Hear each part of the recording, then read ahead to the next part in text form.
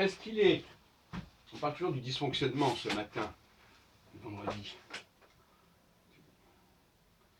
Deuxième vendredi d'octobre. Est-ce que le fait pour une population de disposer d'une langue incohérente, marquée pour sorte d'anomalie, d'emprunts de toutes sortes, est-ce que ça c'est dommageable pour la société qui utilise ce langage? Par exemple, l'anglais, par exemple, est-ce que c'est une langue toxique parce qu'elle est inconsistante, incohérente, hybride, bâtarde, etc. Voilà une question qui est posée.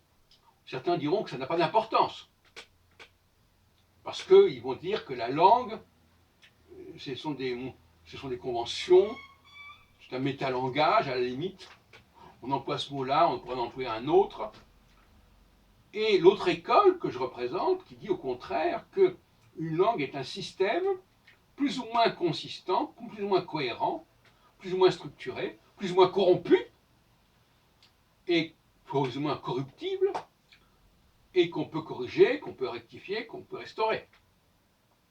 Est-ce qu'au XXIe siècle, on aura cette idée empirique de la langue qu'on peut utiliser comme ça, parce que de toute façon, on se met tous d'accord, c'est une question de convention, ou bien est-ce qu'on aura une idée beaucoup plus technologique, beaucoup plus rigoureuse, à savoir une langue, c'est comme une machine, il faut qu'elle soit complètement performante dans sa structure. Et même si on peut se servir d'une langue qui est mal construite, est-ce que c'est une bonne chose d'avoir cette utilisation? Voilà la question qui se pose. Ça ne veut pas dire qu'on ne puisse pas s'en servir, parce qu'on peut s'adapter à n'importe quoi, mais quels sont les dommages psychologiques, cognitifs, de l'utilisation d'une langue abîmée, corrompue, comme l'anglais, par exemple, très largement.